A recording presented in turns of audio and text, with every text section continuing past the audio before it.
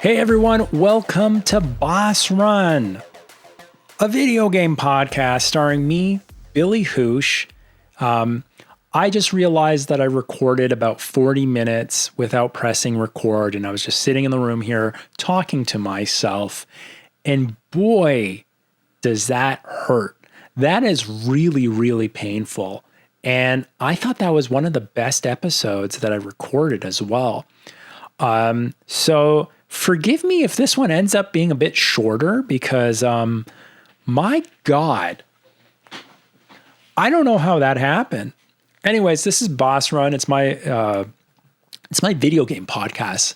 It's my chance that each week I get to spill the beans. I get to talk about video games so that my friends and family in real life don't have to suffer through this. I'm just joking. I love video games and I love talking about them. So this is a chance for me to talk about it. And now I get to talk about it twice. So maybe I should be happy instead of being upset at that blunder I did. Amazing. Anyways, let's get back into it. So I was starting off talking about how I'm still playing my Xbox 360 and I love it. This is my retro moment with the 360. It's been out for 20 years now. A lot of people, when they think of like retro games, they think about like 8-bit games, 16-bit games, but man, play the 360. That's the time for me playing this sucker. And how like it means something to me because I remember living in Japan before the Xbox 360 launched, like right when I would go to every year when I was living in Japan, I would go to the Tokyo Game Show. Tokyo Game Show, TGS, is like Japan's E3, but it's lasted longer than E3. Hope it's still there. And the first TGS I went to was on the cusp of the launch of the Xbox 360. And Microsoft was really, really focusing in on winning over the Japanese market for the 360 because the OG Xbox did not do good in Japan. So they were like pouring in the war chest of it, pulling out the war chest and spending lots of money. I remember when I first got to the Tokyo station to get to Makuhari Messe, that was like where the convention center for TGS was. Right when you got off the train, the whole station was plastered with Xbox 360 signage. And then there was like booth babes wearing white and green with like 360. They almost look like what's that Space Station 9? What's that game for Dreamcast? They're kind of dressed like that, but they would give you these big Microsoft Xbox bags. Because the whole thing is, if you go to like a trade show, it's all about like going to different booths, seeing the different people's like displays and stuff, but also everyone giving you marketing material and marketing merchandise. So you always need a bag to put all your merch, all your goodies, your loot in, all your swag in. So right off the bat, after you just got off the train, Microsoft would give you the biggest, most high quality bag that you would put all the other merch in. So you're walking around just advertising Microsoft. So it was very, very clever thing for them to do. So going there, I remember I got to see some of the launch titles. It was like the Need for Speed game and Dead Rising was the big one I played there. I remember playing Dead Rising and being like, whoa, look at these graphics. Look at all the zombies on the screen. Of course, because that was a Capcom game. So they had like a big booth there. Anyways, coming back to this is like, right now, like I've been talking about this and I'm still like gushing over this game, Lost Odyssey. I'm on like I'm done 2/3 of disc 3 and it's a 4-disc game. So I'm flying through the game and I'm loving every minute of it. And like the big deal about Lost Odyssey and like, okay, so a couple of days ago, I was able to purchase digitally on the Xbox store, went on sale, Blue Dragon. So I got Blue Dragon is made by the same developer, Mistwalker, as Lost Odyssey. And I was able to buy it for $5 Canadian, which is insane. That's like a steal. So what happened was the Nobuguchi, I think is his name, the father of Final Fantasy, the guy who made like all the biggest hits for Square Enix up like from from NES all the way to the end of the PS2, he left Square and made his own studio called Mistwalker, and he was paid a bunch of money by Microsoft to make 2 exclusive Japanese RPGs for the Xbox 360 to win over the Japanese crowd. And the first one was Blue Dragon. That came out at the launch of the 360 in Japan. So Blue Dragon is basically Microsoft's version of Dragon Quest. Okay, so like Dragon Quest is like an RPG, JRPG that's like good for kids and adults and everyone. Like it's a family friendly kind of RPG. So he made Blue Dragon. So the maker of Final Fantasy and Chrono Trigger and probably Dragon Quest as well, I'm not sure about that, made Blue Dragon, and the character designs were made by the guy who made Dragon Quest, right? The guy who drew and made the characters for, not Dragon Quest, Dragon Ball Z. So, and I think he was the same guy who made the characters for Dragon Quest and Chrono Trigger and all that. So like that is huge. That is like the best talent in Japanese game development that Microsoft poached to make a launch JRPG that like, I don't know if many people played. It's because it's still locked to the Xbox 360. Likewise to Lost Odyssey, just as Blue Dragon is Microsoft's Dragon Quest, Lost Odyssey is Microsoft's Final Fantasy. When I'm playing, like it's very much like the Final Fantasies, the 3D ones that came out at the end of PS2. So like Final Fantasy X kind of deal.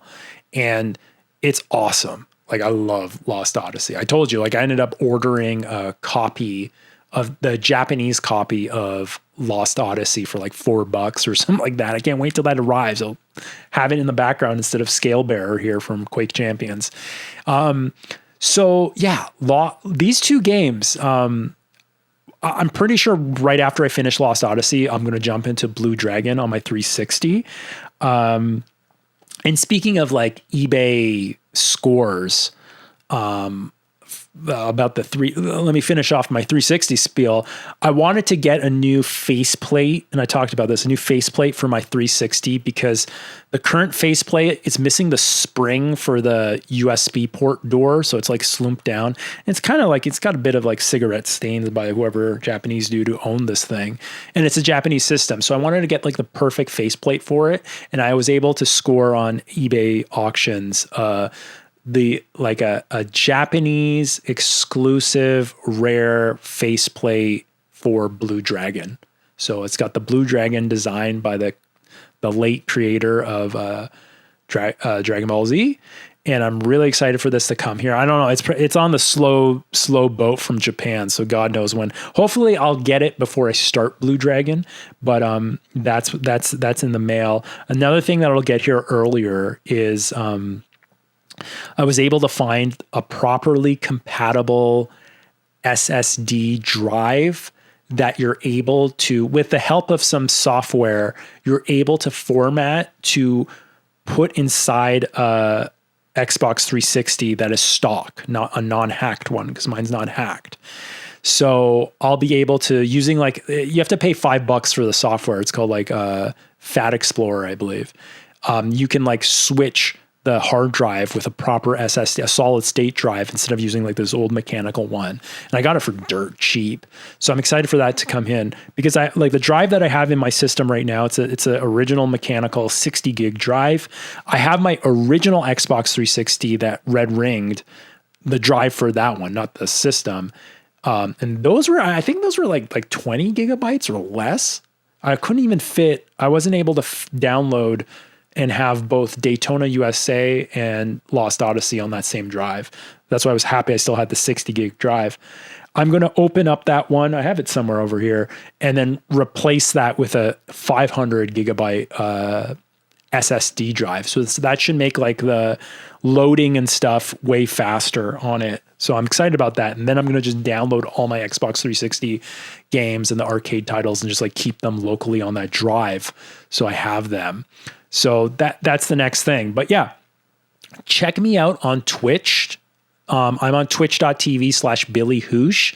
I've been streaming almost every night my game of Lost Odyssey, and I'll probably switch up. Once I finish that, I'll probably start playing Blue Dragon on there and having lots of fun. So join me. I'm almost a Twitch affiliate. So close. I'm almost a Twitch affiliate on playing that game. So join me. Come down, say hi, make fun of me, man. Hopefully I'll press stream. But yeah, loving the 360 and reliving the past on that. Well, I mean, it's not so much nostalgia for me because I never played those games. It is discovering something new. And it's like, once again, my journey into turn-based RPG games, which are still like in the last 5 years, I just started playing them and really enjoying them. But the main thing that I've been playing of new games, so like last week I finished Pragmata and I really much enjoyed that game. This week we have a Sony exclusive title. So Thursday I got in the mail right on launch day. Shout out to Video Games Plus. You guys always, even though it always says like, oh, it's going to come Friday. Nope, came Thursday morning, got on launch day. Physical copy of Saros. So Saros is a Finnish developer called Housemarque's game that's published by Sony. So it is a first-party exclusive title. And before that, they made a launch title for the PlayStation 5 called Returnal, which is a critically acclaimed PlayStation 5 game that was known for being very difficult. And that difficulty scared away a lot of people. It definitely scared me away. So like kind of like people say like the Dark Souls type of games, it is like a game that you have to like master to be able to push through. And if you die, you lose all your progression to that and you have to start over. These games are considered bullet hell kind of games. So they are so similar to like, I don't know, a bullet hell game or a shmup or shoot 'em ups. Those are games that you may known like where like for like the 16-bit, maybe there was 8-bit games, but I think mainly 16-bit is what you equate them to, like the arcades and stuff.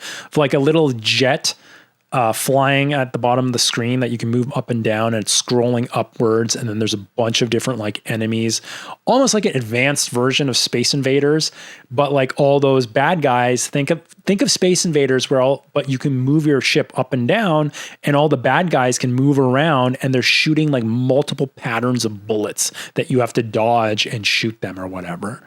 So it is that game, but instead of a 2D type of game on a fixed linear plane, it's a third person shooter, right? So Returnal and Saros are both like that. Saros is considered a spiritual successor of Returnal. And so these are games where like you go into these like, it's also like roguelike is another thing that they explain to it as like you start a level and that level is almost like a run where you have to like play through the level. And then once you finish that level, you can then like kind of level up. I'm not too sure about Returnal because Returnal, if you died in the level, you lost all your progress. So you started back from scratch. And like some of those levels, those runs, you could be playing the game for like an hour or 2 hours. And then once you die, you got to start all over. There's no progression to it. And that's what made it kind of brutal. But Saros, so when they went after the success of Returnal for Saros, they were thinking, well, how do we make a game that people don't fall off? Like, how do we make a game that people who it didn't resonate with, like people that like kind of like the idea of Returnal, but didn't like the difficulty of it or that it wasn't respecting your time? people like me.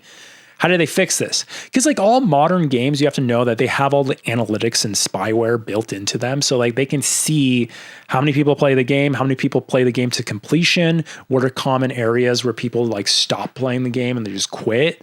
All that stuff is like beamed back to the mothership, and they can see that kind of stats and stuff like that.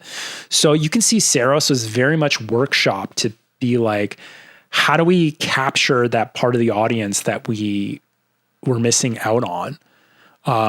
Which is smart, especially if you're making like, honestly, if you're making a game, like a first party game for PlayStation, which like there's not too many of, especially a big budget game, you kind of have to make a game that like the mass market can still enjoy. So like not only like hardcore players can enjoy, but also like filthy casuals can also enjoy. And like people like me that are stuck in between. So like, the difference with Saros is that even if you die, you can still progress.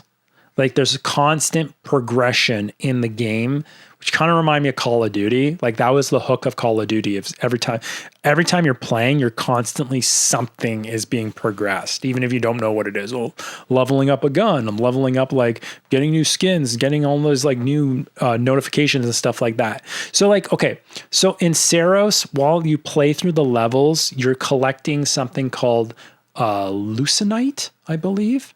So basically in Saros, you're like part of a space expedition, a series of space expeditions that were sent to this planet of Carcosa to mine a resource called Lucenite.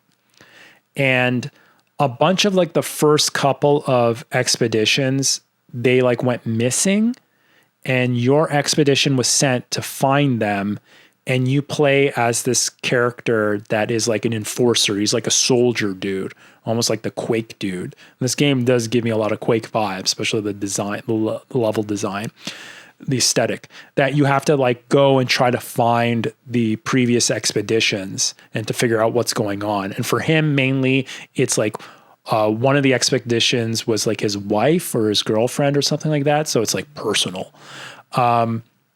So yeah, in this game, as you go in through the levels, you're collecting Lucenite, and also when you kill different enemies, they drop Lucenite. So you're collecting those, but then if you die within a run, you come back to life at the main hub, which is called the Passage, and you still have, at least like when you start off, the penalty of death is 50% of your Lucenite is deducted, but you still have that Lucenite. And that Lucenite is the currency you use to progress your skill tree of your character. So to like make your character stronger, or to level it up, or to like open up different abilities and stuff like that. That's what you use the Lucenite for. So like, that's why like the tagline for this game is "Come Back Stronger." Because literally, like if you keep dying, you're still accumulating Lucenite. So like your next time you jump in, it'll be a little bit easier for you because your character will be stronger from being able to level up. Obviously, if you complete if you complete one of your runs to the end and get to the end and then get teleported back to the Passage, you keep all that Lucenite. So that's even more of a like benefit of having that. So it's very cool. Another thing about the game that, another like little hook that keeps you playing the game is like, so if you die, say like you die at this thing, you get really angry. Oh man, I can't believe I died, blah, blah, blah. Not only can I level up, so next time it'll be a little bit easier to run through the level, but also they drip feed you your lore every time you die. So once you come back to life, they might show you a quick cutscene. You might have access to an audio log or an email, or you'll able to talk to, because in the Passage, it's like your home base, and there's different NPCs that once you die, maybe they'll have something as a conversation that you can go to them and talk to them, and that kind of like breaks it up a bit. So they have these like little distractions during like the cooldown phase in between runs that kind of like keep you stimulated, keep you going at it. So it's very, very smart. Another thing to mitigate the difficulty of the game is that I think after you get to a certain point in the game early on, or if you keep dying early on, it unlocks this menu in where you level up called Carcosian modifier. And basically it's this like screen where there's different perks or different buffs and nerfs basically to your character that you have to balance out, but you can kind of like build a custom character to your liking. And that's where you can kind of make it like easy mode. It's almost like that's the area where you can change, because there's no difficulty settings, but that could be your difficulty setting. And there's different like detriments if you add a perk, and then if you use a nerf, you get like, it balances out with giving you something else. Like maybe if you make the game harder for yourself by nerfing a certain thing, you get maybe more lucite for that. So it's got this like leveling kind of system to it that you can or cannot. It's up to you if you want to engage with it. There is a trophy that requires you to engage with it. So some people might just do that just to get that trophy if you're going for the platinum trophy, which I'm definitely going for the platinum for this. I usually, whenever I buy a full priced first party PlayStation game, and for the most part, I just like first party PlayStation games are the only games I buy on my PlayStation 5. So I try to just get the platinum trophy for them to get my money's worth out of the game. And it's fun. The only exception is I still buy the Yakuza games on PlayStation because I do collect the platinum trophies on that system. But yeah, so well, let me explain the system for you. So like I explained that these are like bullet hell games. So all the enemies, they pretty much shoot out 3 different types of bullets, and they're color coded. So like, and like there's the blue bullets, the yellow bullets, and then the red bullets. So blue bullets, if they shoot those at you, you can use your shield. And when you use your shield, it absorbs the blue bullets so that you can then shoot back like a power shot back at them. Okay. So you can use the blue bullet, you can dodge the blue bullets. You can dodge all the bullets, but blue bullets you can absorb into like a power meter to shoot this powerful shot back at people. Yellow bullets you want to dodge, and red bullets are really bad. But as like you get more and more abilities, and as the stages change, because throughout each biome, you'll get to a part where you can change the world by making an eclipse happen, a red blood eclipse happen, and the whole world goes all like red and gets scary, and the enemies get more powerful. In that case, if the enemies shoot and hit you with the yellow bullets, that counts as corruption. And corruption, what it does is it will, as you get corruption, your life meter, it'll like cap off your life meter with corruption. So then you can't heal past that cap. You can get rid of corruption by, it acts almost like the blue bullets where you absorb it, but you can shoot a power shot using the corruption, and that removes some of that yellow crust that is blocking your life meter from rising. So it's interesting, and that kind of like, it's the same vibe of the modifier of those buffs and nerfs of like everything has a plus and a minus to it. So that's very interesting. You also like unlock new skills and moves as you progress through the game. The latest skill that I have is something to do with the red bullets. Typically, you want to just dodge the red bullets. But once you get this one skill, you can kind of like punch the red bullets. And if you punch it at the right time, it's like a parry. If you punch it right at the right time, it does a power shot, shoots those red bullets back at the enemy that shot them at you, and like usually insta kills them. So that's really, really cool. Yeah. So like once you think of all these different bullets, think of all these different enemies that are flying around the screen, and they all have different movements and attack patterns and also bullet patterns as they're shooting them at you. And you're like jumping around the game, and it's a super fast game. That's the thing I like about it. Like the movement is incredibly fast. And like you're jumping around the level trying to dodge these bullets or like use the right, like, am I going to use the shield? Am I going to use the parry? Am I going to use the dodge? What am I going to do? And try to like figure out this mess. And like boss fights are crazy because it's just like a crazy array of like attacks and bullets and stuff being shot at you that you have to like figure out and stuff like that. That's why like the developer, he says he doesn't like it being described as bullet hell, but more of like bullet ballet. And also like at first I didn't understand when people would compare this game to the newer Doom games made by Bethesda. Or like, yeah, the latest, like, because I only played through to completion the Doom 2016. I didn't get into Doom Eternal, but I think Doom Eternal is kind of similar to certain aspects of Saros, because there's certain parts of the levels in Saros where like the whole area will be blocked off until you clear out all the waves of enemies, and it becomes like an arena that you have to like, there's like little areas that you get a grappling hook that you can grapple and like fly to the side of it to dodge different enemies, or like use these jump pads to like fly in the air and like shoot people and like move out of the way and stuff like that. And that I can see being compared to like Doom Eternal and stuff like that. But I find it more accessible. I didn't like Doom Eternal. Maybe it was because of that type of combat, that type of gameplay. I don't like that as a first person shooter. Whereas as a third person perspective that Saros is, it kind of is jiving with me better, which I do like a lot more. So that part of it, yeah, I'm really enjoying this game. And I was very, very hesitant and iffy about this whole game because I was worried that like, I didn't like playing Returnal at all, but this I do like. I think also part of it's like the story. The story is, I like this.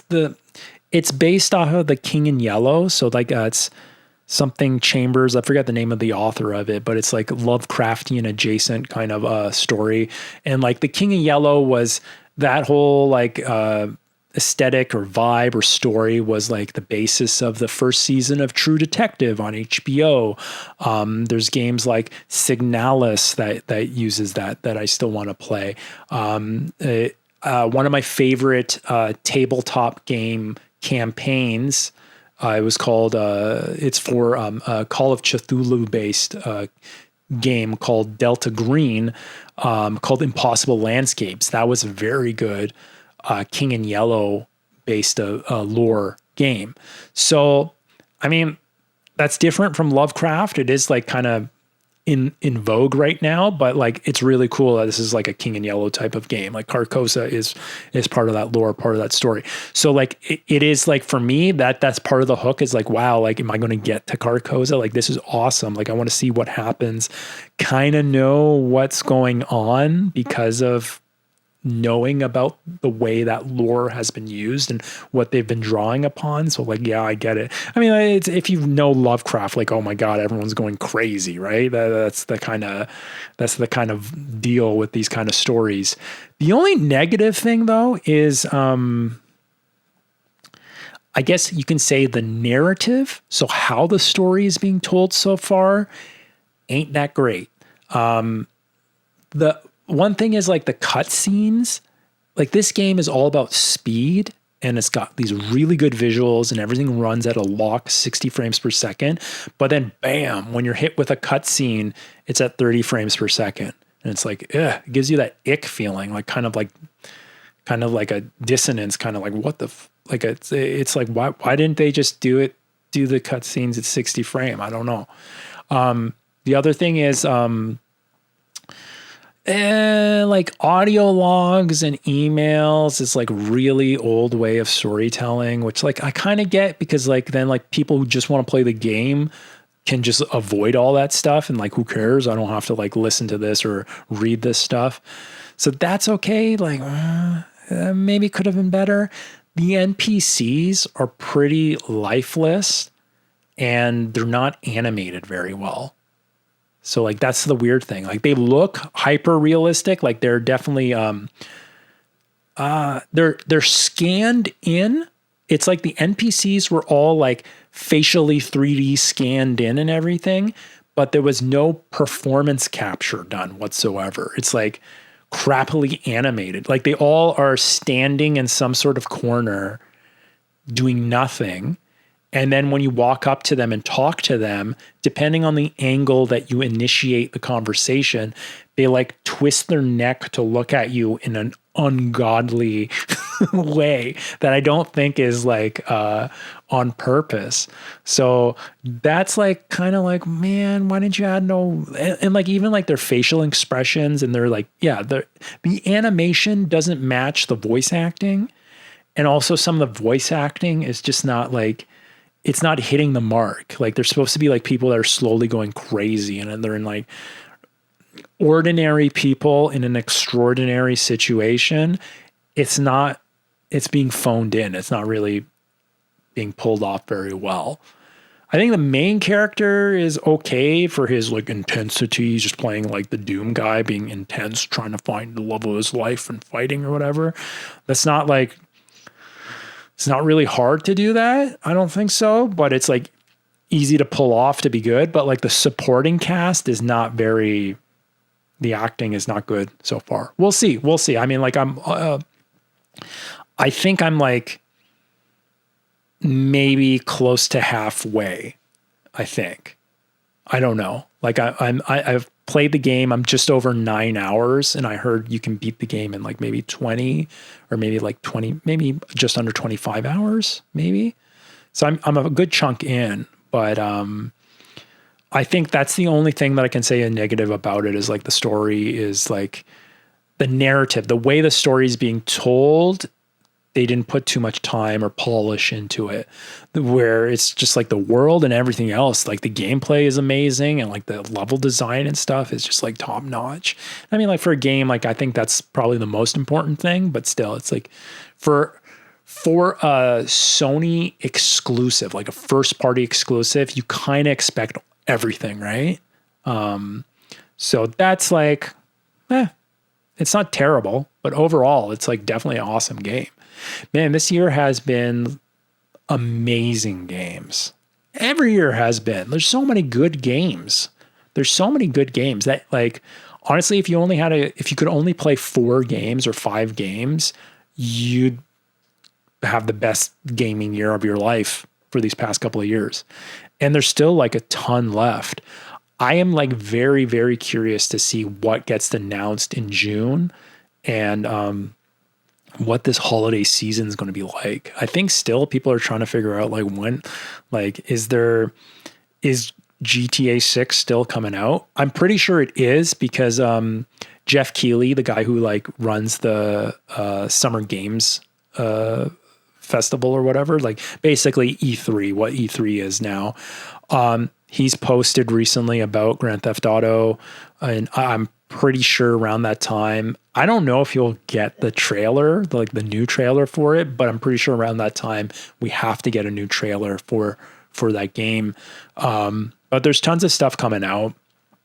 I'm definitely going to get the platinum trophy for Saros, especially since like that's probably like the only game I'll have on my PlayStation until the fall, because I don't think there's any more exclusives coming out for PlayStation 5 until Wolverine, and then consoles Grand Theft Auto 6. So those are the next 2 PlayStation games I'll probably be getting.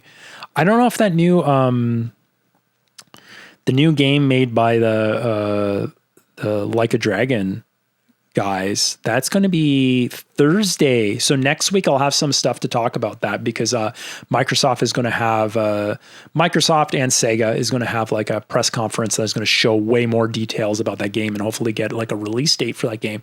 I don't know if that game's coming out this year. I don't think so. I don't think that game would come out this year. I think that like usually the new games by RGG come out January or February is when those games come out for that studio, but we'll see. So yeah, I'm excited about that game. That'll be definitely a PlayStation 5 game that I'll be getting, but I'm guessing it comes out next year. So yeah, probably only like 2 more PlayStation exclusive game. Well, not Grand Theft Auto 6 is coming out on Xbox, but games that I'll get on my PlayStation, probably 2 more left.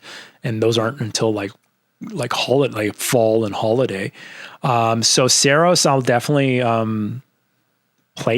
get the juice out of that game and get the whole platinum trophy on it. And it's fun, man. Like it's been a while since I played a game that I could just like run through it and have fun, just shooting crap.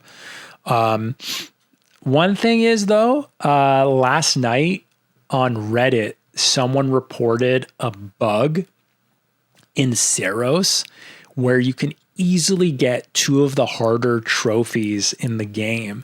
And it was this bug that I think after you beat the 3rd boss, you start the next level, and where you enter the level, because all the levels are kind of connected together, you can go a couple of steps behind the teleporter that you got to and just like jump up a couple of times, and then like 2 of like the hardest trophies drop. Like I think one is for playing through a run without any sort of getting hit with any corruption, and the other one is like I forget what it is. It's another one. I think it's called Invincible or something like that.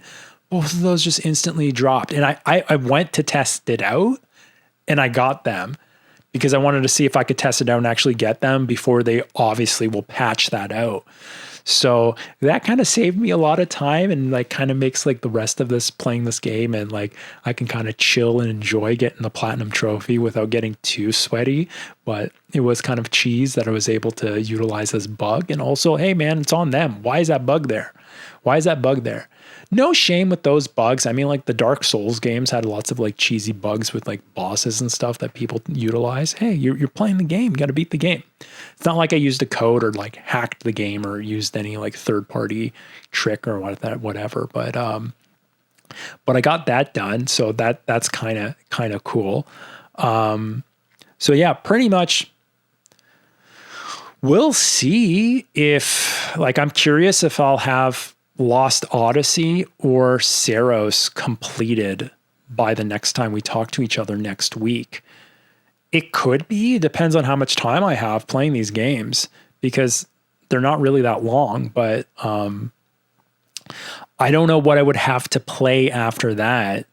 Maybe I'll revisit Tomodachi Life. I really fell off that game, and I explained last week with like the reasons behind it of just like sitting down and like making new me characters to like continue on the progression of the game. I kind of don't like that, because like sometimes I'm like, I don't know, I really wish that they added a multiplayer aspect of it where you can download community made characters, or like at least like give us like, maybe like there's like this thing where like you could publish a code that would be that character, that people could put that code into your Switch, and then you download that character, or just like creates that same combination of like character sliders to make that character. That would have been cool and would have saved some time, because there's only like certain amount of like characters I want to design, like friends and family and stuff, or funny things. But then like after that, it's like I just want to play the game. So that's unfortunate with that. But yeah, I'm really hyped to play more Lost Odyssey. So like definitely check me out on twitch.tv/BillyHoosh of me playing Lost Odyssey, and after that Blue Dragon. I've been starting to play a little bit more Quake Champions again. Like a former Pro League player of Quake Champions, I'm a mod for their Twitch streams, and just like watching some of the Quake, it's getting me back. Like I really hope id Software, Bethesda, like announces a new Quake game. Like the time is here. I really like that game, and you can see I've got like in the corner here, Scale Bearer from Quake Champions here, just back in the mood of like that's like the Quake games are the only games that I'll actually like play like keyboard and mouse with. Like all my other games, like even Call of Duty and stuff like that, I still play. In Marathon, all that stuff, I still play using the controller and just like laid back or whatever. But Quake, it's a different level. And I think like that's the thing, like playing Saros, the speed of that gameplay and just like the Lovecraftian-esque level design of it is just giving me the strong Quake vibes. And I really hope like id Software makes a new Quake game with a full campaign that's closer to the Quake 1 game. So it's like that Lovecraftian kind of deal and like full on multiplayer, like an awesome multiplayer experience for it. I really hope so. I'm guessing if they do something like that, it's probably going to be like not PC centric, but also like controller support, which so be it, because I think some of the problems with Quake Champions is it's kind of like it's a PC only game, and like you have to play with mouse and keyboard. There's no controller, so it's not really friendly to newcomers. It's very much a hardcore game, even though like I don't consider myself a good player at all, but I still just like enjoy playing like the casual modes of it. Like I play team deathmatch and like insta-gib and like all the other modes with it. I don't play duels. Duels is the hardcore mode for like legitimate players that have been playing the game forever, or not even forever. People who just like are really good with mouse and keyboard and aiming and stuff like that, and like counting out. You have to like, so with like Quake duels and stuff, you have to like know where all the different weapons and power-ups are in the level. And once someone picks them up, you have to be able to count in your mind, like what, 30 seconds or whatever, when they would spawn again. So you can dominate that part of the map and keep like topping off bullets and like shield and life and stuff like that. So it's like very much a strategic game, technical strategic game like that if you're playing duels, which I do never like to play, but I love watching. So I love watching like pro players play duels and stuff like that. It's very much fun. And there used to be a really good pro league where you could just like watch like it was like watching hockey or whatever. You'd watch like rankings of people play for championships and stuff like that. So I really hope that stuff happens again. I hope that there's a new Quake game because I've been loving that. I've been loving watching it again. Like shout out to Sib playing. I hope that dude keeps playing and gets back in. I hope there's a new Quake game that like all the old Quake players can, all the old and new Quake players can like play ranked matches against each other and we can watch, and that I like filthy casuals like me can just play a bunch of Quake while listening to some tunes and frag people. We'll see. Maybe I think Trent Reznor is too big now to do a soundtrack for Quake, but would be awesome, right? Oscar-winning Trent Reznor making a new Quake soundtrack. I think Microsoft could afford them. Microsoft's been spending all that money, all that Lost Odyssey, Blue Dragon money being dropped on them suckers. Anyways, to talk about that, I want to play some more Lost Odyssey. I'll probably hop on that soon. Well, thank you for listening to me all the way to the end. Bless your soul. Please do all the things like and interact with this. Make sure you share it and stuff like that. Let me know if you actually watch this. And that's going to make me happy. You can always watch me play games live on Twitch and yell at me or cheer me on. Either way, I'm happy. On my path to affiliate. Anyways, guys, I'm going to stop rambling. You guys all have a wonderful day, night, wherever you are. I'll see you guys next week and keep on gaming.